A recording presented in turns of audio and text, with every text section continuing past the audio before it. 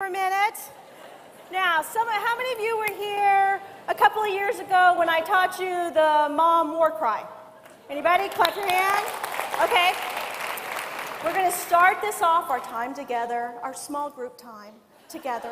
And we're going to do the mom war cry, and it goes a little bit like this. And you want to bring this up from your ovaries, okay? So right now, just got to do that. Just find them. Some of you lost them. And we're just going to do this.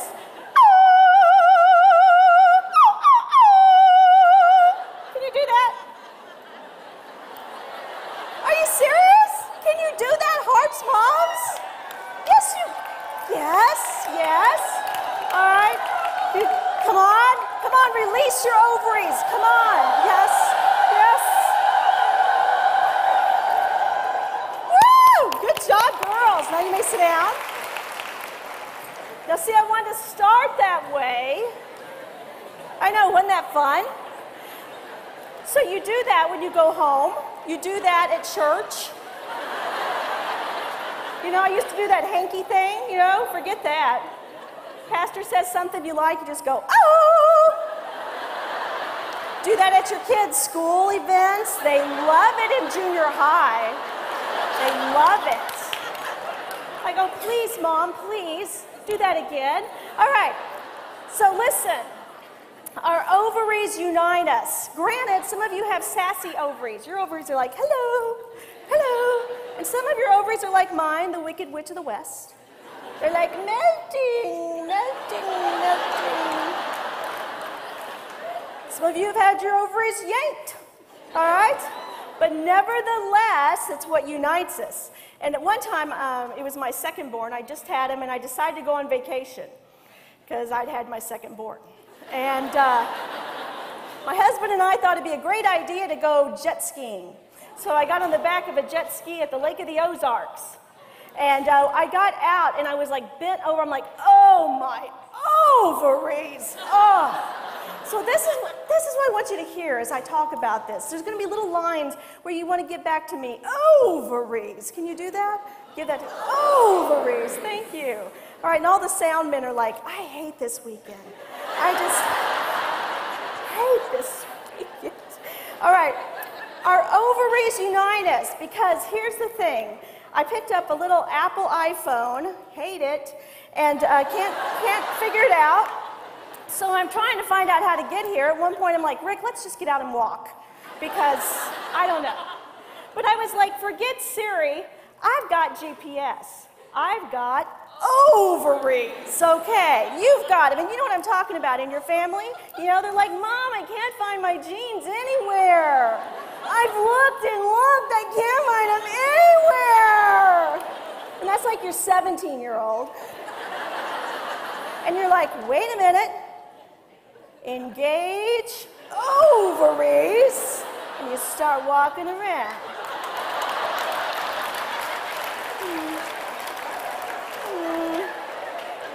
Beep, beep, beep. There it is. All right, there you go. So I've got a GPS system. They are also a lie detector system. Now listen, some of you need to quit saying, look me in the eye. You need to say, look me in the ovaries. You're like, talk to the ovaries, because I'm not buying it. And they're also a poop detector. When they're babies, you're like, something smells. When they're teenagers, they come in a half hour late, you're like, something really smells. Yeah, it unites us. It unites us and it prepares us. And I'm here to talk to you a little bit about the glory and the angst of lower expectations. All right? Lower your expectations. Lower, real low. Because if you start out here, you're like rarely disappointed. Right? Now, I would have been a front row mom 20 years ago. As a speaker, I would have had sassy ovaries. And I would have been talking about all those ideals, all those good things. You want to hold on to those. But it's also wise just to lower your expectations. And here's the good news. Your kids will help you with this. They're so good at this. They just help us. Now, here's how I know it's true. Think about your children. If you have just one, just kind of work with me. If you have more than one, think about your first child, and when you take them, let's say, to the church nursery or to some mom's group and you have to leave them with a nursery. That baby is like Velcro on you. Am I right? They're like, and you're like, I'm not taking my baby. And you're in church, and the deacon, you know, the elder kind of gives you that look like, we have a nursery. And you're like...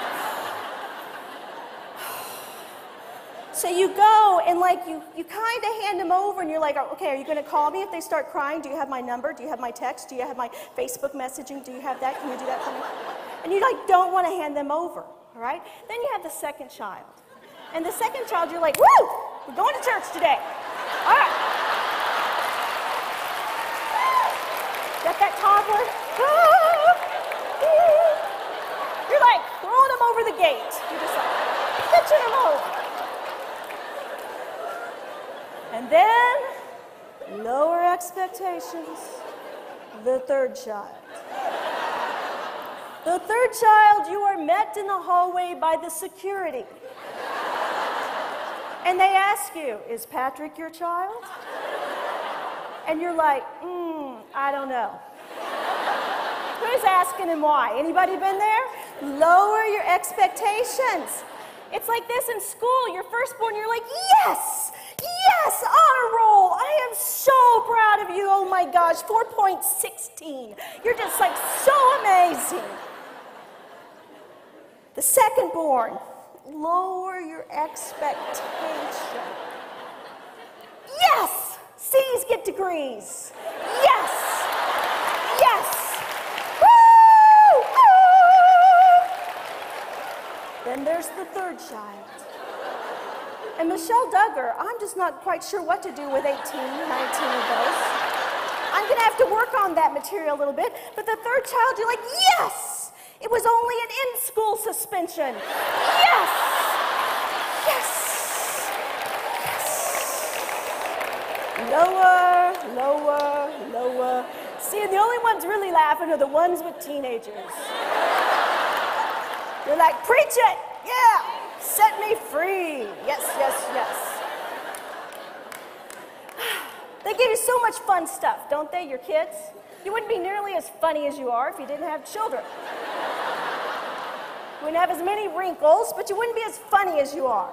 For instance, that third child, the one that I'm just going to be thankful that we can send out any type of announcement in May. Just any type of announcement in May.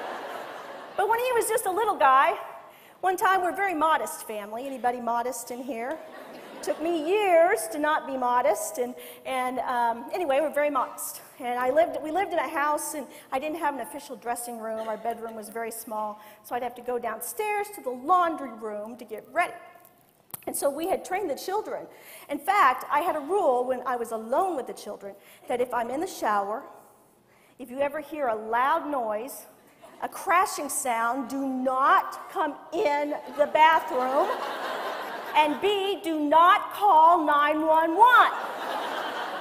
Because 911 consisted of the high school ag teacher, the manager at Ludlam grocery store. You know, we just didn't need that to happen. So just very modest. So I was getting ready one morning downstairs, and Patrick just barrels in. He was like 2 years old. All of 2 years old, he just barrels in. And I was like, oh, Patrick. Ah. He's like 2 years old. They're so male. They're so male. He starts at my feet.